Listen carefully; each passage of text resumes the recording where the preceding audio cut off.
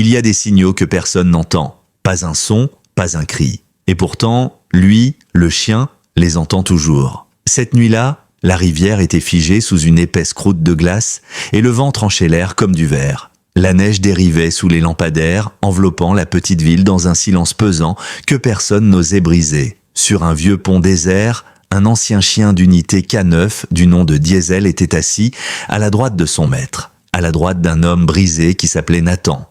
Il n'était pas venu chercher la paix, seulement le silence. Pas pour écouter, mais pour en finir. Il avait pris la décision de quitter ce monde ici, sur ce pont.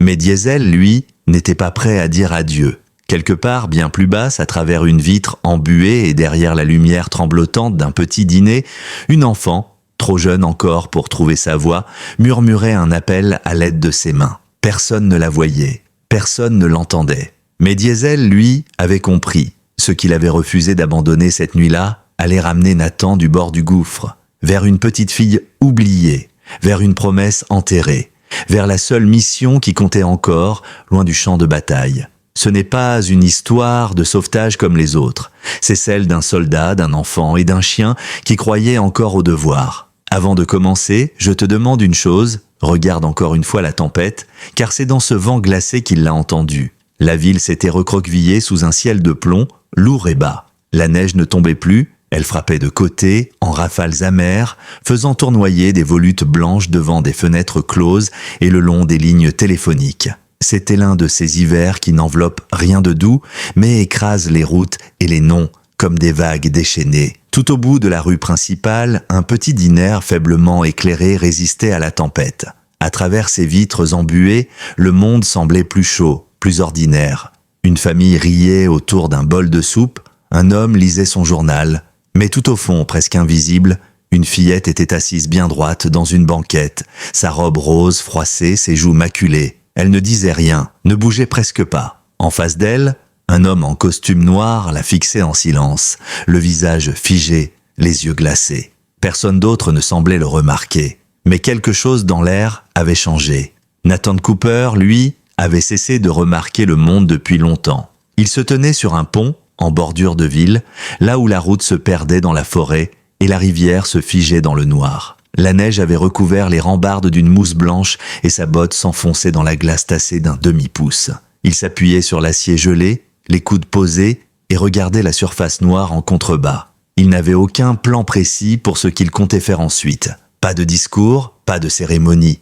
Juste ce genre de silence qu'on espère quand le bruit a trop longtemps hurlé dans votre tête. À 45 ans, Nathan paraissait déjà plus vieux. La guerre a cette façon cruelle de mesurer le temps différemment. Il était grand, mais ses épaules s'étaient voûtées sous le poids de blessures anciennes et de souvenirs plus anciens encore. Ses cheveux courts étaient striés de gris prématuré au niveau des tempes et une barbe de plusieurs jours lui ombrageait la mâchoire carrée. Il portait une veste militaire vert foncé, usée par les années. Pas un uniforme, mais pas loin. Du genre de veste où chaque pli transporte encore des souvenirs. Son visage, impénétrable, non pas calme, vide. À ses côtés, Diesel, le dernier vestige d'une vie qui ne lui appartenait plus. Le berger allemand, maintenant âgé de 8 ans, avait la posture d'un soldat au repos, mais toujours en alerte. Son poil était épais, sombre le long du dos, avec déjà des éclats d'argent qui blanchissaient son museau. Il surveillait Nathan comme on observe un orage au ralenti, calme, patient, prêt à intervenir. Une rafale siffla à travers la vallée, faisant frissonner Nathan. Il glissa la main dans sa poche, ses doigts effleurant du métal. Des plaques militaires, mais pas les siennes. Matthew Sanders avait toujours été le boute-en-train, celui qui riait sous le feu et chantait faux dans les nuits du désert. 2 ans plus jeune que Nathan, plus large d'épaules, de plus rapide. Mais Nathan avait toujours été celui qu'on appelait pour rester calme. C'est Matthew qui avait adopté Diesel en premier, lui donnant presque un grade, sergent Diesel, comme si le chien avait des galons. Ils ne se séparaient jamais, jusqu'à ce qu'un engin explosif leur tombe dessus. Nathan n'avait jamais retenu le son de la déflagration, juste l'éclair et la secousse. Il n'avait pas voulu garder Diesel après. Il ne supportait pas de voir le chien sans penser au sourire de Matthew. Mais Diesel n'avait jamais quitté son chevet, ni à l'hôpital, ni à l'enterrement. Il restait immobile, la queue basse, les yeux obstinés, comme attendant des ordres d'un maître qui ne reviendrait jamais. Alors, on avait renvoyé Diesel avec Nathan. Et dans le silence qui avait suivi la guerre, c'était Diesel qui continuait à respirer à côté de lui. C'était Diesel qui restait debout dans l'encadrement de la porte chaque fois que Nathan se réveillait en sursaut. C'était Diesel qu'il avait trouvé sur le carrelage froid après l'alcool et les cachets. Toujours là, toujours à regarder. Nathan resserra sa prise sur la rambarde. Le vent hurlait dans les poutres d'acier du pont. Peut-être que c'était le bon endroit. Matthew avait toujours dit qu'il aimait les rivières, qu'elles faisaient de belles fins. Nathan baissa les yeux et un instant ne sentit plus rien. Puis derrière lui, Diesel gémit doucement. Nathan ne bougea pas. Diesel s'avança, la patte écrasant la neige dure. Un autre gémissement, plus insistant, puis un grondement. Pas fort, pas une menace, un avertissement. Nathan tourna lentement la tête. Diesel ne le regardait pas. Ses yeux étaient fixés au loin. À travers la neige, plus bas sur la route, une lueur dorée scintillait. Un bâtiment à peine visible, presque avalé par la tempête. Le diner. Diesel fit un pas en avant. Diesel, murmura Nathan d'une voix rugueuse, le premier mot qu'il prononçait depuis des heures, mais le chien ne s'arrêta pas. Il se retourna, planta son regard dans celui de Nathan, puis avança encore de quelques pas vers la lumière et s'immobilisa à nouveau, attendant. Les mains de Nathan s'étaient glacées sur l'acier. Ses doigts tremblèrent. Diesel gémit une fois de plus fort cette fois. Puis il revint en arrière et tira légèrement le pan de la veste de Nathan entre ses dents. Nathan expira. Il ne savait pas ce que le chien avait perçu. Il s'en moquait peut-être, mais il connaissait ce regard. Il l'avait déjà vu à Kandahar, 3 secondes avant que le mortier ne frappe, ce cri qu'on ne comprend que quand on a déjà tout perdu. Et quelque part dans cette lumière dorée, au-delà de la neige qui tombait, quelque chose attendait. Diesel l'avait senti en premier. La clochette au-dessus de la porte tinta quand Nathan poussa la vitre du diner. Diesel collé contre sa jambe, ils laissèrent derrière eux une traînée de neige fondue sur le paillasson. La chaleur les enveloppa aussitôt, chargés d'arômes de café rance, de frits, et d'un vieux jukebox qui distillait une mélodie lente et nostalgique dans le coin. Nathan cligna des yeux en sentant ses pupilles s'adapter à la lumière jaunâtre. Il ne s'était pas rendu compte à quel point il était engourdi là-bas sur le pont. Mais ici, entre ces vitres embuées et ces lampes au plafond, le contraste donnait l'impression de franchir le seuil d'un autre monde. Diesel ne secoua même pas la neige de son pelage. Il avança avec cette lenteur pleine d'intention qui n'appartient qu'aux chiens entraînés. Sa truffe frémissait à ras du sol. Nathan fit un signe de tête à personne en particulier et se glissa dans une petite banquette de 2 places, dans le coin, dos au mur. Vieille habitude. Diesel se coucha sous la table, mais ses muscles ne se détendirent pas. Ses yeux ne quittaient pas une direction. Et c'est là que Nathan les vit, la petite fille et l'homme en costume. Elle n'avait pas changé d'un pouce depuis qu'il l'avait aperçue à travers la vitre. Pas plus de 5 ans. Sa robe rose avait connu des jours meilleurs, une bretelle tombait sur son épaule, ses cheveux étaient emmêlés et ses joues encore marquées par la saleté. Elle ne gigotait pas, ne balançait pas les jambes, comme le feraient les enfants à cet âge. Elle restait immobile, trop immobile. En face d'elle, l'homme en costume restait tout aussi silencieux, raide comme une statue. La cinquantaine bien entamée, grand et pâle, ses cheveux argentés tirés en arrière, la mâchoire crispée comme sculptée. Il portait un manteau noir impeccable sur un costume sombre, des gants en cuir toujours aux mains. Nathan apprendrait bientôt qu'il s'appelait Victor Maddox, mais à cet instant, il ne mangeait pas, ne parlait pas. Il observait, peut-être la fillette, peut-être la salle entière. Diesel laissa échapper un grondement discret. Nathan sentit la vibration remonter depuis le plancher jusqu'à sa botte. Il glissa une main sous la table pour caresser l'arrière des oreilles du chien. Doucement, murmura-t-il. Mais Diesel ne cessa pas de fixer l'homme et la fillette. Une voix de femme monta derrière le comptoir, grave et râpeuse. « Je n'avais pas vu un chien aussi attentif depuis le vieux limier de mon frère. Il traquait les contrebandiers à l'époque. » Nathan leva les yeux.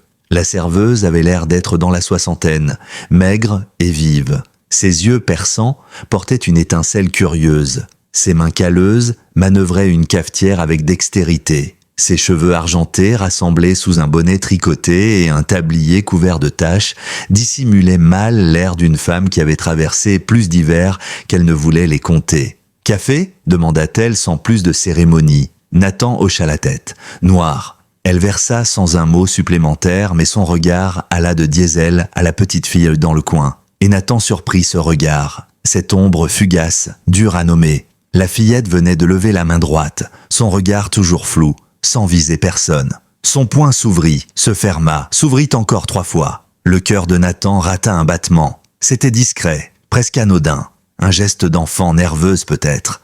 Mais pas pour quelqu'un qui savait. Pas pour quelqu'un qui l'avait déjà vu tracer dans la poussière d'une embuscade. Pas pour quelqu'un qui l'avait déjà fait ce signe. Poing, ouvert, 3 fois, SOS. Diesel grogna à nouveau, un souffle plus prononcé, ses oreilles pointées droit devant. Nathan baissa les yeux, la mâchoire crispée. La petite, dont il ne connaissait pas encore le nom, elle s'appelait Ellie, ne bougeait toujours pas. Face à elle, Victor tourna une page de son livre d'un geste mécanique.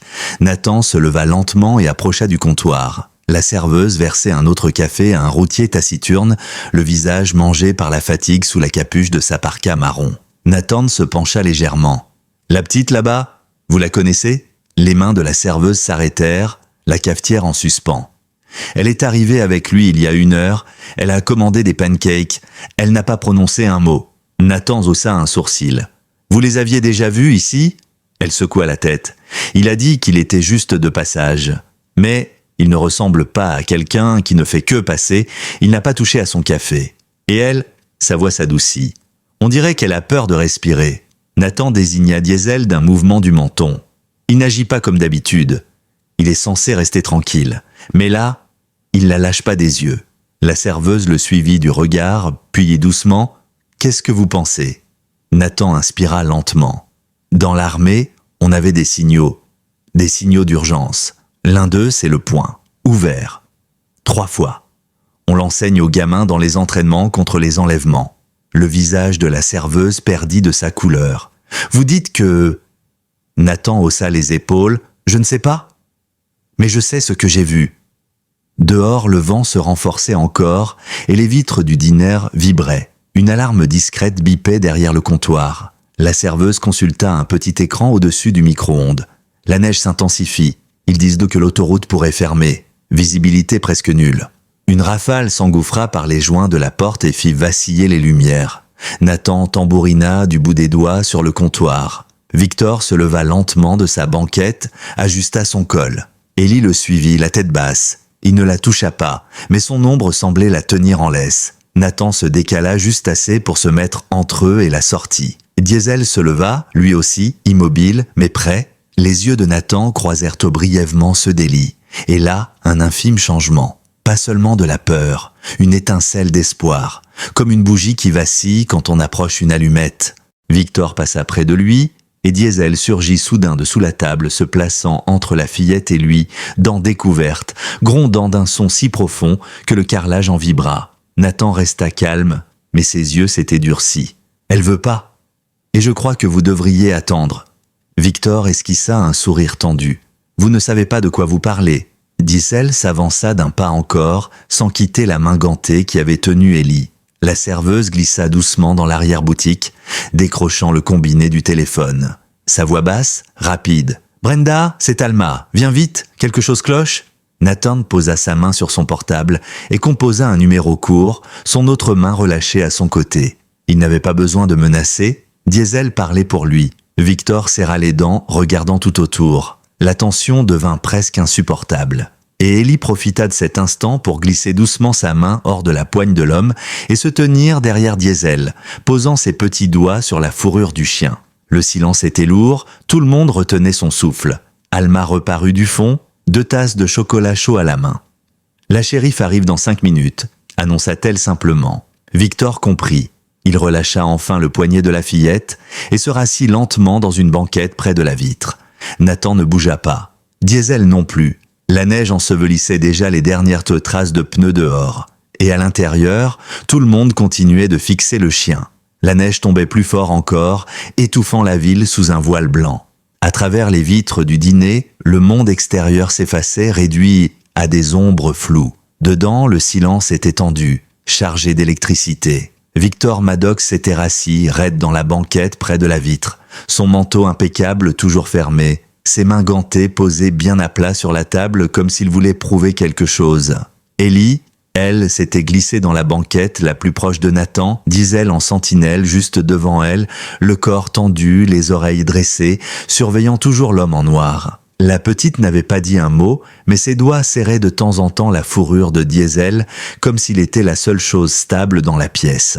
Derrière le comptoir, Alma remplissait des tasses qu'aucun client ne touchait. Glenn, le cuisinier, était apparu dans l'encadrement de la cuisine, les bras croisés, fixant la scène en silence. Nathan, lui, restait debout près de la porte, son téléphone en main, les épaules droites malgré la fatigue qu'on pouvait deviner dans ses traits. Son regard alternait entre Victor et Ellie, entre menace et protection. La clochette tinta soudain. Tous les yeux se tournèrent vers l'entrée. La porte s'ouvrit dans un souffle glacé, laissant entrer une femme blonde en uniforme, la trentaine, au visage marqué par le froid. Elle ôta ses gants et tapota la neige de son blouson. La shérif Brenda Carter. À sa suite, un adjoint plus âgé, carré et taiseux, Thomas Hall. Sans dire un mot, elle balaya la salle d'un regard précis et alla droit à Victor. « Monsieur Maddox ?» dit-elle calmement. L'homme se leva, ajustant son col. « C'est moi. » Elle ne haussa pas la voix. « Je vais vous demander de nous accompagner. On a besoin d'éclaircir quelques points. »« Je n'ai rien fait, » répondit-il, une ombre glaciale dans la voix. « C'est à nous d'en juger, » coupa-t-elle. Le regard d'Ellie avait suivi chaque mot, oscillant entre Victor et Brenda. On la voyait prête à s'effondrer sous la moindre pression, mais elle restait assise, droite, la main toujours posée sur Diesel. Nathan n'avait pas bougé, il ne comptait pas. Il gardait la porte. Victor tenta de maintenir son masque, mais on sentait ses nerfs vibrer sous la surface. Et puis, tout craqua. D'un coup sec, il attrapa Ellie par le poignet et la tira vers lui. La banquette grinça, la fillette glissa sur le carrelage, ses bottines cherchant l'adhérence. Sa brutalité laissa tout le monde interdit. Mais Diesel réagit instantanément. Un rugissement, presque un hurlement, sortit du chien. Ses griffes raclèrent le sol alors qu'il se jetait entre la porte et l'homme, poitrail en avant, croc découvert. La salle entière résonna du grondement qui montait de sa poitrine. Ellie poussa un petit cri, non pas de peur du chien, mais de la panique. Elle tenta de se défaire de l'emprise de Victor, et Nathan bondit. Il franchit la distance, en 2 foulées, saisissant la fillette par l'autre bras, la tirant contre lui, la serrant contre son manteau. Elle s'agrippa à son col, la respiration courte, le visage caché. Brenda avait déjà dégainé son arme. « Lâchez-la et reculez !» ordonna-t-elle, le canon pointé droit sur lui, froid et déterminé. L'homme hésita, mais un instant seulement, la bête grondante devant lui, la shérif armée, l'adjoint prêt à bondir. Sa poigne céda. La main d'Ellie retomba le long de sa robe. Elle recula de 2 pas, se réfugiant derrière Diesel. Ce dernier ne bougeait pas d'1 millimètre, son corps toujours tendu comme une corde d'arc, prêt à jaillir s'il le fallait. Brenda répéta « Mains en l'air !» Victor obtempéra enfin. L'adjoint Hall le plaqua contre la vitre, lui passa les menottes, le visage fermé. La salle entière retenait son souffle. Alma, derrière le comptoir, se redressa en soupirant doucement, une main sur la poitrine. Nathan, lui, restait accroupi, la fillette serrée contre lui, Diesel en faction. « Rex !» murmura-t-il enfin, et le chien relâcha lentement sa posture, cessant son grondement mais gardant ses yeux sur Victor jusqu'au bout. Brenda se tourna vers Ellie. « Ça va, ma puce ?» demanda-t-elle doucement. La petite resta silencieuse, mais ses yeux trouvèrent ceux de Nathan, puis ceux de Diesel, et enfin elle hocha imperceptiblement la tête. Elle glissa la main dans la petite poche cousue de sa robe et en sortit un minuscule bonbon rouge, encore emballé dans son papier brillant. Elle l'observa un instant, puis le tendit à Nathan, comme on tend une médaille. Il le prit dans la paume, ému malgré lui, les cicatrices de ses phalanges blanches sous la lumière. La neige continuait de hurler dehors, mais à l'intérieur, la salle retrouvait peu à peu sa respiration. Les clients murmurèrent quelques mots. Alma reprit son torchon. Hall escorta Victor hors du dîner sous les gyrophares qui projetaient des taches rouges et bleues sur la neige. Mais Ellie resta près de Diesel, ses petits doigts accrochés à son pelage. Nathan s'assit sur la banquette, la fillette calée à côté de lui. Elle ne disait rien. De temps en temps, elle penchait la tête pour gratouiller derrière les oreilles du chien, et celui-ci fermait les yeux, immobile, mais toujours à l'affût. Nathan observe le bonbon rouge dans sa main, le fit tourner entre ses doigts. Il ne souriait pas. Pas encore, mais la brûlure dans sa poitrine s'était apaisée. Il comprit qu'il ne venait pas de sauver la fillette. Diesel les avait sauvés tous les deux. Le commissariat vibrait faiblement sous la lumière crue des néons. Il était tard, bien après minuit, et la ville dormait sous la neige encore entassée contre les vitres étroites. Dans la salle d'attente, Nathan était assis seul sur un banc dur en bois, le dos voûté, une jambe tremblante nerveusement. Dans sa main, une feuille de papier pliée en 4, les bords usés à force d'être touchés. Son pouce suivait les plis encore et encore, mais il ne l'ouvrait pas. Il connaissait chaque mot par cœur. Ce n'était pas une lettre adressée à un vivant. Matthew.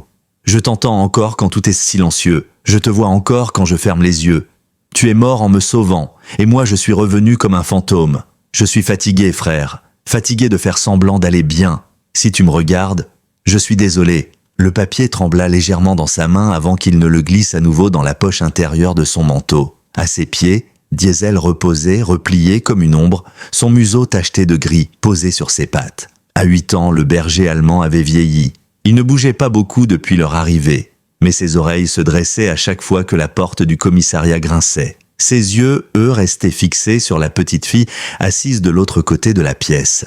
Ellie était recroquevillée dans une couverture de laine beige, les genoux ramenés sous son menton, la tête posée contre le mur. Son visage, rond et encore marqué de salissures, était impassible, ses yeux flottant à mi-distance de tout ce qui l'entourait.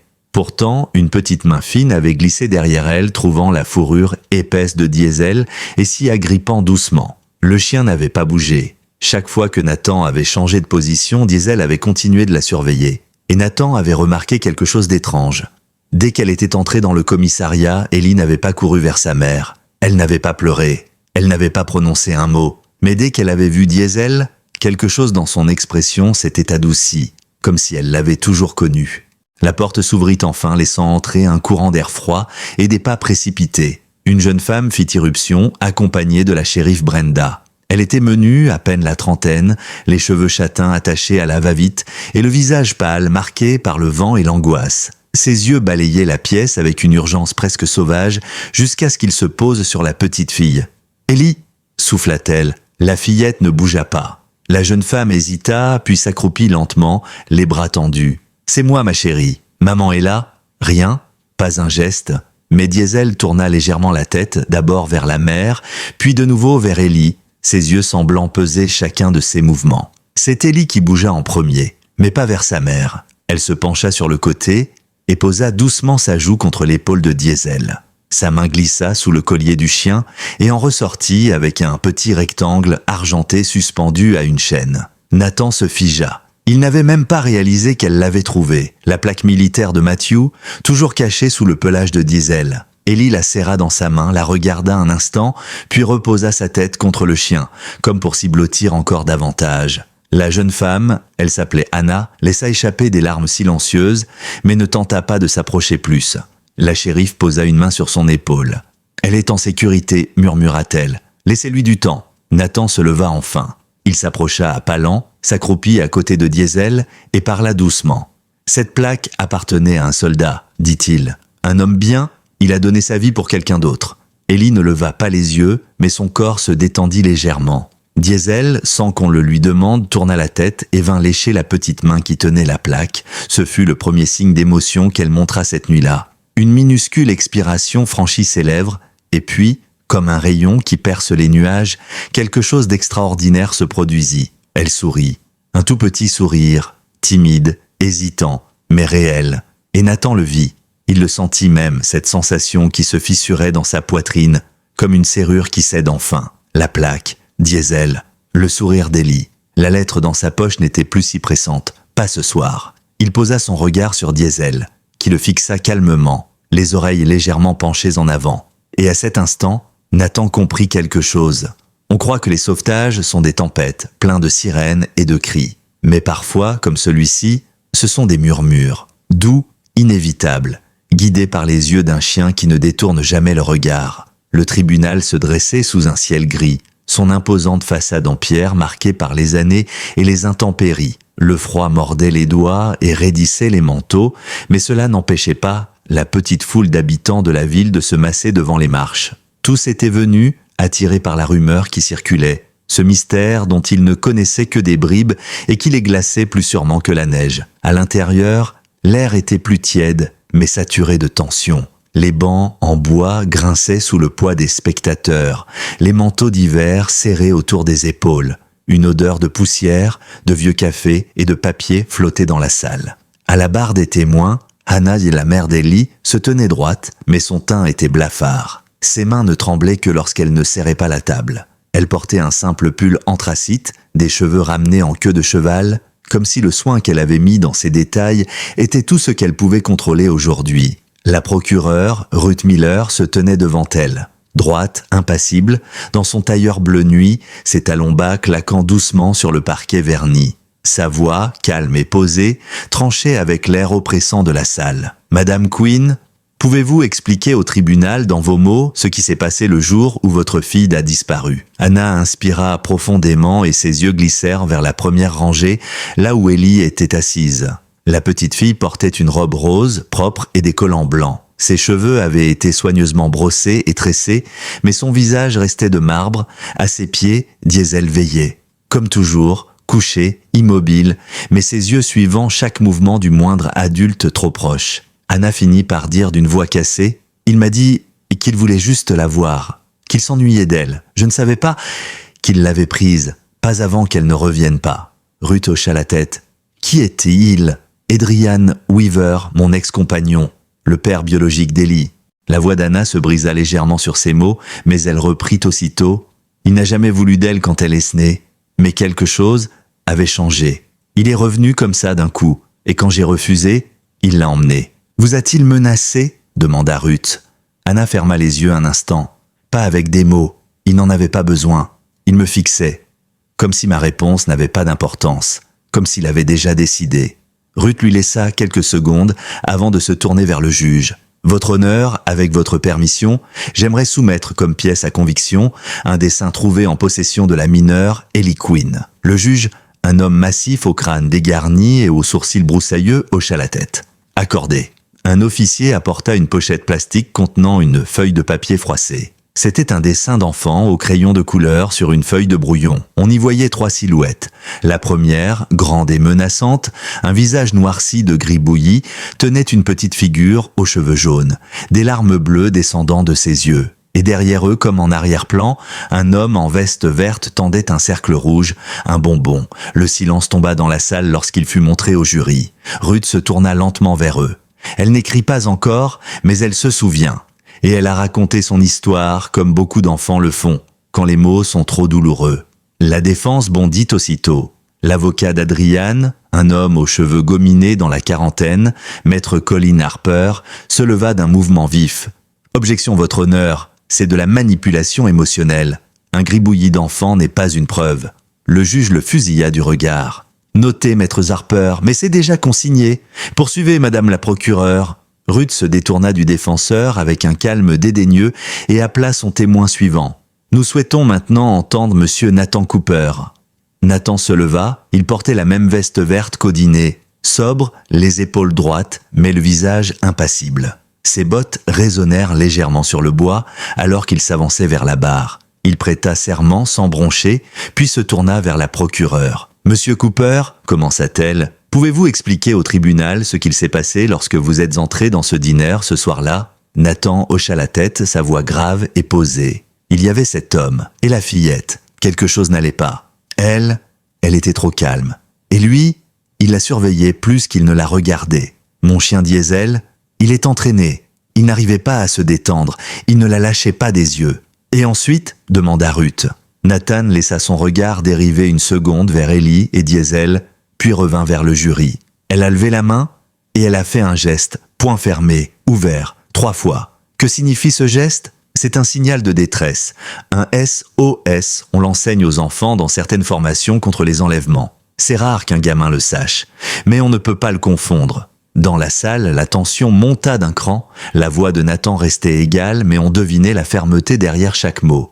Ensuite, Adrian a essayé de partir avec elle. Je me suis levé pour les retenir. Mais c'est Diesel qui l'a vraiment arrêté. Il s'est mis entre eux. Il a grogné. Il n'a plus bougé. Ruth hocha la tête, satisfaite.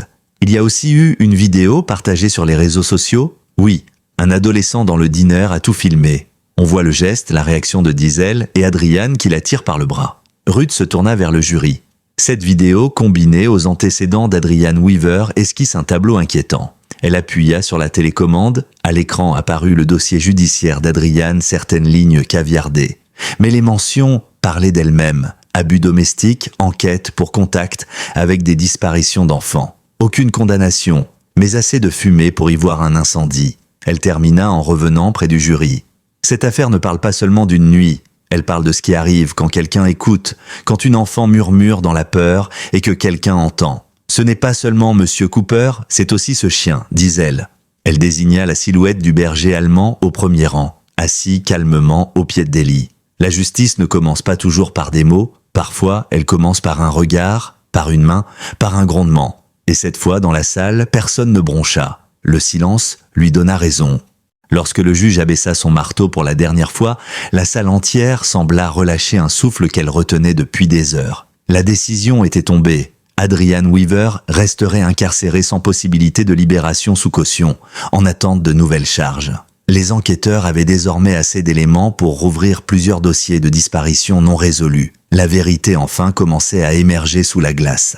À l'extérieur, la neige avait cessé. Sur les marches du tribunal, l'air restait glacial, mais l'horizon se teignait de nuances rosées. La lumière du matin filtrait à travers les branches nues des érables, projetant des ombres longues sur le sol immaculé. Nathan descendit les marches en silence, les mains enfoncées dans les poches de son manteau. À sa gauche, la shérif Brenda et Anna échangeaient quelques mots à voix basse. Devant lui, Ellie avançait lentement, Diesel à ses côtés, comme un gardien patient. Une main sur son dos épais, l'autre serrant entre ses doigts un bonbon rouge encore intact.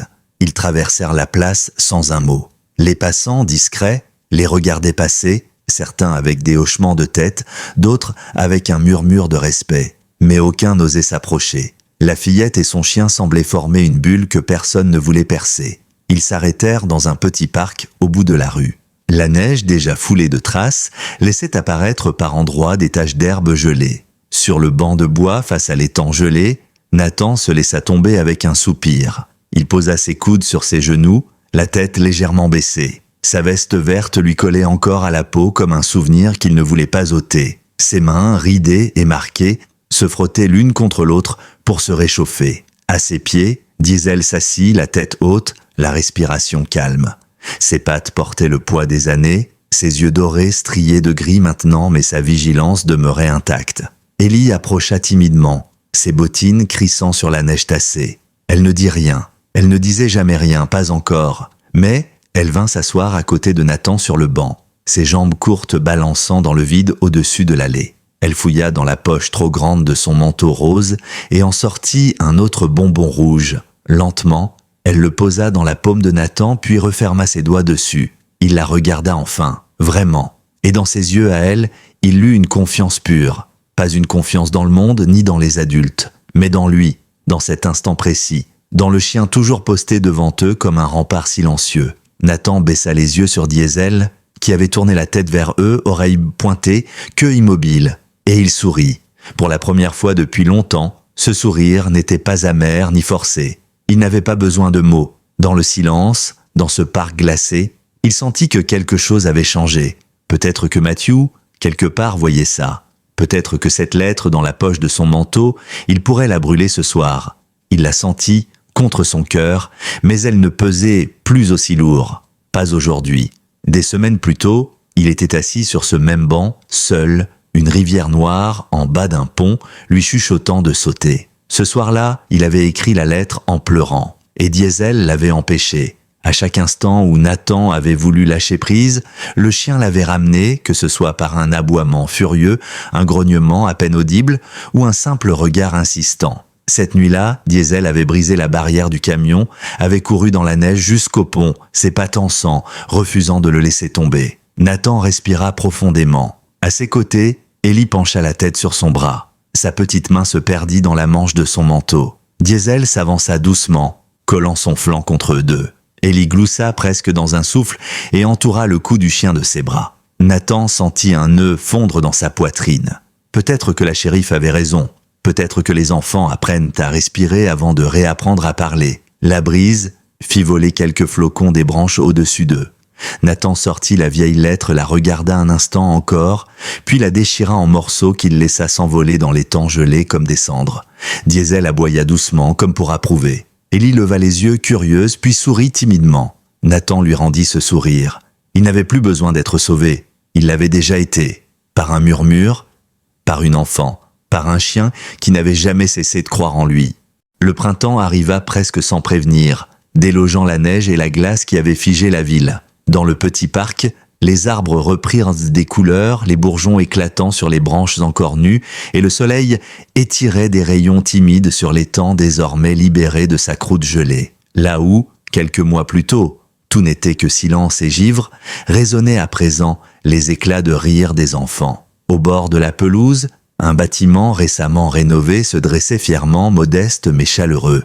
Une vieille salle communautaire transformée en refuge pour enfants et familles fragilisées. Une enseigne en bois clair gravée à la main surmontait la porte d'entrée. Red Haven Shelter, en dessous, on pouvait lire en lettres plus petites « L'espoir a aussi des crocs ». À l'intérieur, l'air sentait le bois ciré, les biscuits en train de cuire et la cire de crayon. Partout, des enfants occupés à dessiner, à empiler des blocs ou à lire dans des coins aménagés. Les murs étaient tapissés de leurs dessins, presque tous montrant la même silhouette reconnaissable, celle d'un grand berger allemand noir et sable, toujours assis près d'une porte veillant. Diesel, justement, se tenait à son poste habituel, juste à droite de l'entrée, entre une plante verte et le meuble à chaussures des enfants. Il avait maintenant 10 ans, la gueule parsemée de blanc, les pattes un peu raides. Mais aucun enfant ne semblait y prêter attention. Pour eux, il restait un chevalier silencieux, un gardien aux yeux pleins de patience, une oreille toujours tendue vers eux.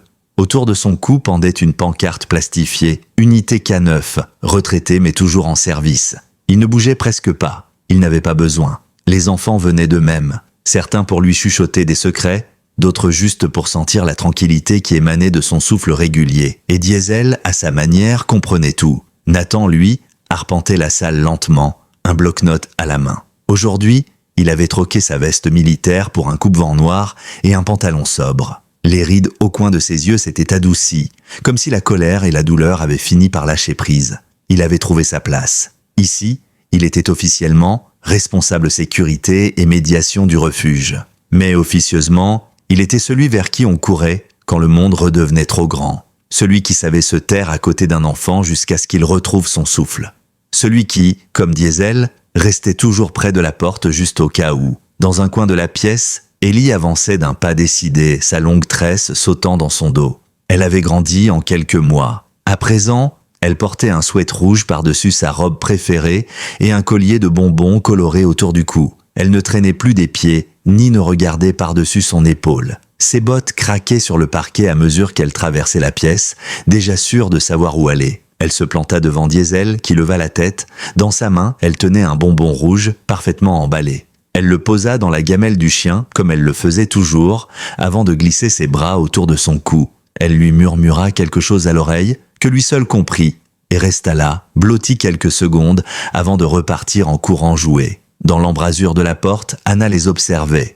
Elle aussi avait changé. Ses cheveux au burn avaient été coupés plus courts et son regard, toujours fatigué, contenait désormais une lueur qu'on ne lui avait plus vue depuis longtemps. Ses habits avaient l'air bon marché mais propres, ses mains ne tremblaient plus. Elle regardait Ellie avec un mélange de gratitude et d'émerveillement, comme si elle ne se lassait pas de la voir sourire. Nathan se posta à côté d'elle, toujours debout. « Elle dort mieux », murmura Anna sans le regarder. Il hocha la tête. « Elle sourit plus », répondit-il.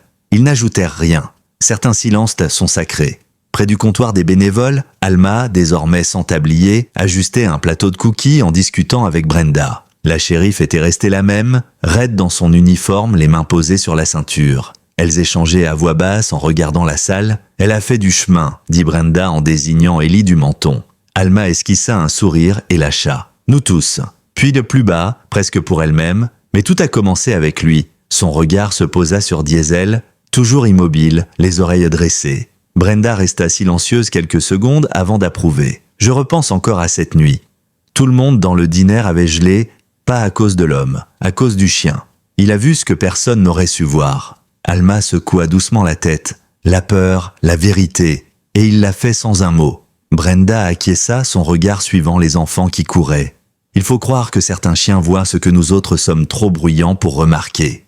La lumière de la fin d'après-midi baignait à présent la pièce. Nathan s'avança lentement vers la porte et s'y adossa, Diesel venant s'asseoir à ses pieds. Ensemble, ils regardèrent Ellie sortir dans le jardin. Elle s'arrêta, se tourna, attendit. Nathan la rejoignit. Elle glissa sa petite main dans la sienne, et Diesel suivit, fidèle et silencieux. Tous trois traversèrent la cour ensemble, longeant les plates-bandes encore vides et le vieux portail de bois. Sur ce portail, quelqu'un avait peint une fresque, un chien avec des ailes veillant sur un groupe d'enfants. Nathan s'arrêta et la contempla longuement. Élie leva les yeux vers lui, sourit et serra sa main plus fort. Il baissa les yeux vers Diesel, qui ne clignait pas, le regard fixé sur l'horizon comme pour dire « Aucun enfant ne passera seul, plus jamais ». Et pour la première fois depuis des années, Nathan se sentit au seuil, non d'une fin, mais d'un commencement. Le portail claqua doucement derrière eux alors qu'ils sortaient dans le jardin baigné par les derniers rayons de soleil. Le vent léger faisait bruisser les branches au-dessus d'eux et l'air sentait la terre humide et la promesse de jours plus doux. Élie marchait entre Nathan et Diesel, sa petite main toujours nichée dans celle de l'homme. Chaque pas qu'elle faisait semblait plus assuré, plus léger. Et Diesel, fidèle, calait ses foulées sur les leurs, ses oreilles tournées vers le moindre son, son souffle calme et puissant. Nathan leva les yeux vers le ciel en silence.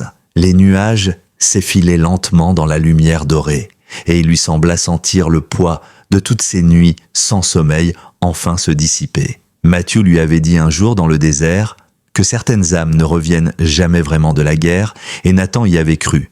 Mais aujourd'hui, avec cette petite main serrant la sienne, avec ce vieux chien avançant comme un soldat qui refuse la retraite, il se dit que parfois, contre toute attente, on revient. Ils longèrent la clôture en bois où des enfants avaient peint des fleurs maladroites, des étoiles et des mots colorés. En bas à droite, Élie avait signé de ses initiales en rose pâle. Nathan esquissa un sourire en les voyant. Et juste à côté, un autre dessin, Diesel avec des ailes et un halo protégeant une ribambelle de silhouettes enfantines. Élie s'arrêta devant, leva ses yeux noisettes vers lui, puis vers le chien. Elle posa la paume sur le bois peint, caressa la figure ailée de Diesel et chuchota quelque chose qu'il ne comprit pas. Mais il n'eut pas besoin de comprendre. Il la vit sourire timidement, comme si elle venait de se délivrer d'un fardeau invisible. Ils continuèrent leur marche jusqu'à l'arrière du terrain, où quelques bancs de bois avaient été installés sous des érables. Nathan s'assit et Élie grimpa à côté de lui. Diesel resta debout un moment, comme s'il montait la garde avant de s'installer à leurs pieds, ses yeux jamais vraiment clos. Nathan sortit de sa poche le petit bonbon rouge qu'Élie lui avait donné la veille. Il le fit tourner entre ses doigts, réfléchissant. Quand il était revenu de Kandahar, il avait tout laissé derrière lui. Sauf une chose, Diesel, le chien avait été comme une ancre, le seul repère dans une mer agitée. Quand il avait voulu en finir, c'était lui qui avait grogné, qui l'avait trouvé, qui avait refusé de le lâcher. Dans chaque cauchemar, il y avait ce museau humide, ses yeux sombres fixés sur lui comme pour dire « pas encore ». Et aujourd'hui, il comprenait que Diesel n'avait pas seulement été son gardien. Il avait été celui d'Élie aussi, et de tant d'autres qui franchiraient un jour la porte du refuge. Le vieux chien avait donné un sens à tout ce qu'il pensait avoir perdu. Élie, elle, se tourna vers lui et posa la tête contre son épaule. Nathan sentit ses lèvres se détendre dans un sourire. La petite ouvrit la main et lui montra une nouvelle fois un bonbon rouge, identique aux autres. Elle le lui tendit, il la regarda, les sourcils froncés d'émotion, puis prit le bonbon et murmura simplement « Merci ». Elle hocha la tête. C'était devenu leur langue, un signal silencieux, un code entre des âmes qui savaient ce que signifiait attendre d'être sauvées. À leurs pieds, Diesel leva la tête vers Nathan puis vers Élie. Il se cala de nouveau entre eux, posant son menton sur la jambe d'Élie, ses yeux déjà fermés à moitié. Le vent souleva quelques pétales des premiers bourgeons. Les voix des enfants résonnaient encore plus loin dans le jardin. Nathan ferma les yeux un instant et inspira. Il n'y avait plus de guerre dans sa tête, plus ce soir. Un léger frisson lui remonta le long de la nuque comme une certitude douce et indiscutable. Les miracles ne sont pas toujours des éclats de lumière. Parfois, ils se présentent sous la forme d'un chien fatigué aux yeux fidèles, d'une enfant qui ne parle pas mais qui sait dire « aide-moi » sans mots, et d'un soldat qui croyait avoir tout perdu mais qui se retrouve, à la faveur d'un printemps, à réapprendre à vivre. Dans le ciel, la lumière déclinait mais rien ne semblait froid. Ici, à cet instant, il n'y avait plus que la chaleur d'une promesse tenue. La journée s'éteignait et le jardin du refuge baignait désormais dans un crépuscule doux, presque irréel. Les lanternes suspendues aux branches des érables s'étaient allumées une à une, projetant des halos orangés sur l'herbe humide. Dans la salle principale, les enfants rentraient au compte-gouttes après avoir joué dehors, ramenant avec eux leurs rires et l'odeur fraîche de la nuit naissante. À l'intérieur, la chaleur, la lumière, les biscuits encore tièdes sur la table donnaient à l'endroit l'impression d'un foyer qu'on ne voulait plus quitter. Près de la porte vitrée, Diesel s'était à nouveau assis, toujours au même endroit, comme s'il était cloué là par son devoir silencieux. Sa pancarte autour du cou oscillait légèrement quand il tournait la tête pour suivre les enfants du regard. Ses oreilles grisonnantes se dressaient par instants, réceptives à des bruits que les humains ne percevaient pas. Chaque fois qu'un enfant hésitait à franchir le seuil, il lui suffisait d'un pas vers lui, d'un regard stable, et l'enfant entrait. Nathan, debout à quelques mètres, observait la scène, bras croisés, adossé contre le mur. Son visage n'avait plus la dureté qu'on lui connaissait. On y lisait toujours la fatigue, la mémoire des combats, mais quelque chose avait changé. La solitude dans ses traits avait reculé. Il notait mentalement les visages des nouveaux venus, comme il l'avait appris dans l'armée, mais cette fois avec une intention plus douce, s'assurer qu'aucun ne serait oublié. Ellie trottina jusqu'à lui, la tresse qui pendait dans son dos déjà échevelé par le vent. Elle portait son hoodie rouge, un collier de perles en plastique autour du cou et 2 nouvelles taches d'herbe sur ses collants blancs. Elle leva les yeux vers Nathan et sans dire un mot, glissa dans sa main un autre bonbon rouge. Ce petit rituel n'avait jamais failli soir après soir. Il l'accepta, ferma ses doigts dessus et lui adressa un sourire franc. La petite recula ensuite, alla s'agenouiller devant Diesel et posa ses 2 mains sur son cou, blotti contre lui. Plus loin, Anna les regardait. Ses bras étaient croisés, ses traits adoucis par la vue de sa fille enfin détendue. Elle échangea un regard avec Nathan. Un regard chargé de tout ce qu'il n'avait pas besoin d'exprimer. « Merci, je sais, je veille ». Vers le comptoir, Alma et la shérif Brenda discutaient toujours à voix basse, surveillant le va-et-vient des enfants et des bénévoles. Brenda ajusta distraitement son insigne sur sa veste avant de souffler. « Je n'avais jamais pensé voir une enfant aussi entière à nouveau ». Alma, un demi-sourire aux lèvres, répondit « Il faut croire que parfois, la guérison prend la forme d'un chien et d'un soldat ». Elle se pencha pour replacer quelques cookies sur leur plateau, puis, presque pour elle-même, ajouta « Tout ça, c'est lui qui l'a commencé ». Brenda hocha la tête en direction de Diesel, qui avait maintenant posé la tête sur les genoux d'Ellie. « Je revois encore ce dîner », murmura-t-elle. « On dit que les animaux sentent ce qu'on cache. Lui, il a senti ce que personne d'autre ne voulait voir. » Alma hocha gravement la tête. Il ne s'est pas contenté de le sentir. Il l'a montré à tout le monde, et c'est pour ça qu'on a agi. À l'autre bout de la salle, Nathan s'accroupit pour être à hauteur d'Ellie. Il plaça une main sur son épaule et la petite releva la tête, ses yeux noisettes brillant à la lumière des lanternes. Il désigna la porte. « On va dehors ?» murmura-t-il. Elle acquiesça vivement et bondit sur ses pieds. Diesel déjà s'était levé, ses pattes arrière un peu raides mais toujours fiables. Ils franchirent la porte ensemble, Nathan, Ellie et Diesel. La cour était silencieuse, baignée d'une lueur bleutée. On entendait au loin les échos des enfants qui finissaient de jouer. Mais ici, c'était la paix. Ils marchèrent lentement sur les dalles bordant le jardin jusqu'au bout où le vieux portail peint les attendait. Le chien ailé, peint sur le bois, semblait presque vivant sous la lumière tremblante. Ellie lâcha la main de Nathan, s'approcha du dessin et passa ses doigts sur la peinture comme si elle le saluait. Nathan se plaça à côté d'elle, la main dans la poche, le bonbon rouge serré dans ses doigts. Puis Ellie tendit sa paume vers Diesel, qui posa son museau dedans sans la quitter des yeux. Nathan observe la scène, la gorge nouée. Il comprit que ce chien avait toujours su ce qu'il fallait faire, qu'il avait toujours su où se tenir, quand avancer et quand rester immobile. Et ce soir, comme tous les soirs depuis ce dîner, il était encore là, entre eux et le monde. Nathan inspira profondément. Pour la première fois depuis des années, il ne se sentait plus comme un homme à la dérive. Il se sentait à sa place. Enfin, le vent remua doucement la pancarte autour du cou de Diesel. Toujours en service. Et Nathan songea que c'était vrai. Aussi longtemps qu'il le faudrait. La nuit était tombée pour de bon quand ils revinrent à l'intérieur. La salle principale du refuge s'était vidée peu à peu. Les bénévoles commençaient à empiler les chaises et ramasser les crayons éparpillés. Pourtant, il régnait toujours dans l'air une chaleur réconfortante, une impression d'abri contre tout ce que le dehors pouvait encore leur réserver. Nathan accompagna Ellie jusqu'à un coin de la pièce où elle s'installa sur un petit tapis avec 2 autres enfants. Elle se pencha aussitôt sur une feuille de papier et se mit à dessiner, la langue légèrement tirée entre ses dents dans un geste concentré. Diesel, fidèle à ses habitudes, s'assit derrière elle et posa sa tête sur ses pattes, ses yeux suivant encore les mouvements autour de lui. Nathan resta debout quelques instants à les regarder. Il se souvenait de ce silence écrasant qu'il avait ressenti les premiers soirs dans le refuge. Cette impression d'être encore en territoire ennemi, toujours sur ses gardes.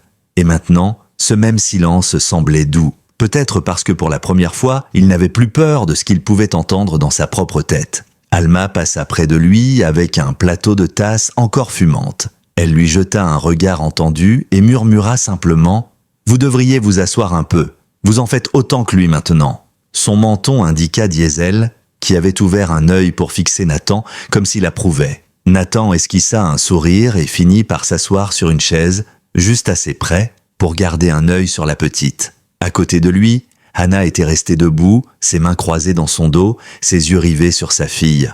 Quand elle remarqua son regard, elle souffla. « Elle ne lâche plus ce chien d'une semelle. Ce chien lui a sauvé la vie, » répondit Nathan d'une voix grave mais douce.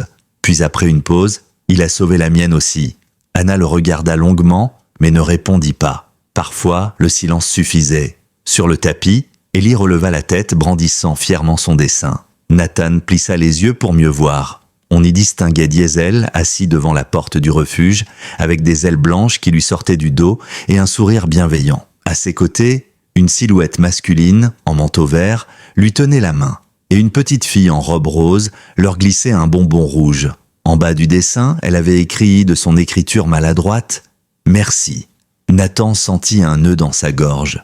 Il se leva, s'approcha d'elle et se pencha pour poser une main sur sa tête. Elle leva ses grands yeux vers lui, un sourire discret étirant ses lèvres, et tendit un autre bonbon rouge.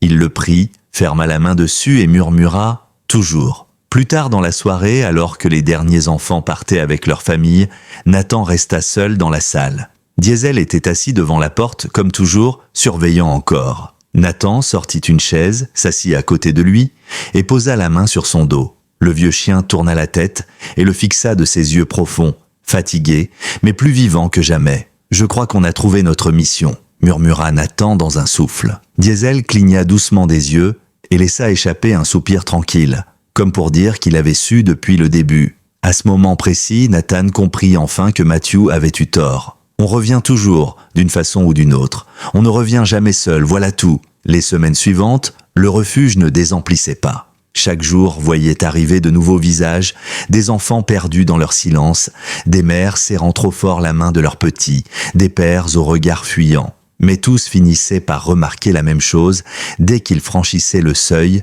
Diesel. Le vieux berger allemand était devenu bien plus qu'un chien. Pour ces familles cabossées, il était un phare, un gardien patient, prêt à recevoir les secrets chuchotés, les pleurs retenus et parfois même les sourires timides qui revenaient peu à peu. Il n'avait pas besoin de parler, ni même de bouger beaucoup. Il se contentait d'être là, solide, rassurant, le regard toujours posé sur la personne qui en avait le plus besoin. Un soir, alors que la lumière du jour déclinait derrière les fenêtres embuées, Nathan observa Ellie assise à même le sol, entourée de 3 enfants plus jeunes. Elle leur montrait avec application le geste du poing fermé, puis ouvert 3 fois. SOS. Ses lèvres bougeaient à peine, mais elle répétait le geste avec sérieux, comme si c'était la leçon la plus importante du monde. Les plus petits la regardaient, impressionnés, puis l'imitaient maladroitement. Hannah, qui passait derrière eux avec une pile de couvertures, croisa le regard de Nathan et murmura « Elle apprend aux autres à se faire entendre ». Nathan hocha la tête, un léger sourire au coin des lèvres. Peut-être qu'elle finira par enseigner ça à tout le monde ici. À leurs pieds, Diesel avait fermé les yeux, mais ses oreilles suivaient la moindre respiration dans la pièce. Plus tard encore, dans la nuit noire, Nathan sortit dans la cour pour prendre l'air. Les lanternes accrochées aux arbres diffusaient leur lumière douce, et le vent léger caressait son visage. Il inspira profondément et s'assit sur le vieux banc, près de la fresque peinte sur le portail. On y voyait toujours ce chien ailé, avec des enfants riant autour de lui. Ellie avait récemment ajouté, discrètement, une autre silhouette dans un coin, un soldat en manteau vert, la main posée sur le dos du chien. Nathan sourit en voyant ce détail. Il sortit de sa poche le bonbon rouge qu'Ellie lui avait donné plus tôt dans la journée. Il le fit rouler entre ses doigts en silence. Ce petit geste répété chaque soir lui rappelait à quel point tout avait changé. Le craquement discret de pas sur les graviers le tira de ses pensées. C'était Ellie, emmitouflée dans son manteau rose, qui avançait dans la cour, ses bottes laissant des traces dans la fine pellicule de givre. Elle vint s'asseoir à côté de lui, sans un mot, et lui tendit un autre bonbon rouge. Il le prit et glissa sa main dans la sienne. Diesel arriva derrière elle et posa doucement son museau sur sa joue avant de s'asseoir à leurs pieds, veillant comme toujours. Nathan ferma les yeux quelques secondes et laissa l'air froid emplir ses poumons. Il comprit alors que ce qu'il avait pris pour la fin, sur ce pont glacé des mois plus tôt, n'était en réalité que le début. Ces nuits d'hiver lui paraissaient déjà loin. Il ne pensait plus à la rivière sombre, ni aux pilules froides dans la paume de sa main. Il pensait à ce refuge, à cet enfant qui souriait enfin, à ce chien qui, malgré ses pattes lourdes et son museau blanc, n'avait jamais cessé de se tenir debout entre le danger et les innocents. Il pensa à Matthew, à la promesse qu'il s'était faite, la veille de ce dernier déploiement. On reviendra tous les trois. Et Nathan sut qu'il n'avait pas trahi cette promesse. Parce qu'en lui, Matthew vivait encore, parce que Diesel veillait encore, parce qu'Ellie respirait encore. Il serra un peu plus fort la main de la fillette et murmura, juste assez bas pour qu'elle seule l'entende, « Tant qu'on a quelqu'un pour nous ramener, on revient toujours. » Elle leva ses yeux vers lui, plein de cette confiance qu'on n'enseigne pas, mais qui se gagne. Et elle hocha la tête avec un sourire si discret qui lui fendit le cœur. Dans le silence, Diesel aboya une fois, un aboiement doux, presque rituel. Et Nathan sut qu'ils étaient prêts à continuer, prêts à être les gardiens. À leur tour, quelques mois plus tard, la ville entière semblait avoir retrouvé des couleurs. La neige avait fondu depuis longtemps, laissant place à des rues animées, aux vitrines fleuries et aux cris joyeux des enfants courant dans les parcs. Pourtant, au fond du jardin du refuge, le calme régnait toujours, comme un sanctuaire préservé du tumulte du monde. Un samedi matin, Nathan était arrivé plus tôt que d'habitude. Il avait pris l'habitude de marcher seul jusqu'au portail en bois, saluer du regard la fresque peinte, puis franchir le seuil pour retrouver cette atmosphère chaude et familière. En entrant, il retrouva Diesel à sa place, assis près de la porte, les yeux encore mi-clos mais attentifs. Le vieux chien leva la tête à son approche, sa queue battant mollement contre le sol. Nathan s'accroupit devant lui, glissant ses doigts dans son épaisse fourrure, sentant le souffle lent et régulier du chien. Il murmura « On a encore du boulot, partenaire ». Diesel cligna des yeux lentement et sembla presque sourire. Dans la salle, les enfants s'installaient déjà pour dessiner et jouer. Ellie, plus grande maintenant, courait d'un coin à l'autre, ses longs cheveux attachés en une tresse impeccable. Elle s'arrêta en voyant Nathan et Diesel et trottina vers eux. Dans sa main, comme toujours, un bonbon rouge. Elle le tendit à Nathan sans un mot, mais son regard suffisait. Nathan le prit, ferma les yeux une seconde, puis le rangea soigneusement dans la poche de son manteau. Elle se pencha ensuite vers Diesel et chuchota quelque chose à son oreille avant de lui déposer un baiser sur le sommet du crâne. Le chien cligna des yeux, comme pour lui dire qu'il avait bien compris. Plus tard dans la journée, Alma disposait des plateaux de cookies sur la table des bénévoles tandis que Anna s'occupait des papiers d'inscription de nouvelles familles. Dans un coin, la shérif Brenda, en uniforme impeccable, parlait avec un père venu chercher sa fille. Tous avaient fini par trouver leur place dans ce petit écosystème improbable bâti autour d'un soldat cabossé, d'une fillette résiliente et d'un chien qui n'avait jamais cessé de croire. Quand le soleil commença à baisser, Nathan sortit une dernière fois dans la cour. Il s'assit sur le vieux banc, Diesel à ses pieds, et Ellie vint s'asseoir à côté de lui, les jambes balançant doucement dans le vide. Il regarda le ciel, où quelques nuages roses et or nageaient dans la lumière du crépuscule, et se surprit à sourire sans effort. Il se tourna vers Ellie, qui avait déjà la tête appuyée contre son épaule, et vers Diesel, qui surveillait la porte avec ce mélange d'autorité tranquille et de tendresse. Et Nathan comprit que tout ce qu'il avait cru perdu ne l'avait jamais vraiment quitté, que Matthew vivait encore dans ce chien, dans la mission, dans cette seconde chance qu'il avait reçue, que Diesel avait été plus qu'un compagnon. Il avait été l'ange qu'on envoie à ceux qui pensent ne plus mériter de revenir. Dans la lumière déclinante, il murmura tout bas comme une prière qu'on adresse à Dieu ou à un frère disparu. « Tant qu'il restera des enfants à protéger, tu seras toujours là, pas vrai ?» Diesel leva la tête et aboya doucement, juste une fois, comme une réponse. Et Nathan sut, sans l'ombre d'un doute, que personne ne marcherait jamais seul tant que lui et Diesel serait là pour veiller. Certains disent que Dieu envoie des anges avec des ailes, mais parfois il envoie un vieil homme au cœur cabossé, une petite fille au courage silencieux, et un vieux chien fatigué aux yeux pleins d'étoiles. Et dans ce refuge, dans ce jardin, dans chaque sourire retrouvé, la preuve se voyait à chaque instant. Les miracles existent. Ils marchent sur 4 pattes, ils tiennent la main d'un enfant, et ils apprennent à un soldat qu'on peut toujours recommencer. Alors si vous croyez, vous aussi, que l'espoir a des dents, partagez cette histoire. Laissez un mot pour ceux qui cherchent encore leur propre Diesel. Abonnez-vous pour découvrir d'autres récits où l'amour marche à la hauteur des enfants et où la foi a des yeux bruns et fidèles. Et ce soir, avant de vous endormir, dites une prière pour les perdus, pour les brisés et pour ceux qui attendent encore à la porte qu'on les ramène à la maison. Que Dieu vous bénisse et puisse-t-il toujours placer sur votre chemin quelqu'un comme Diesel.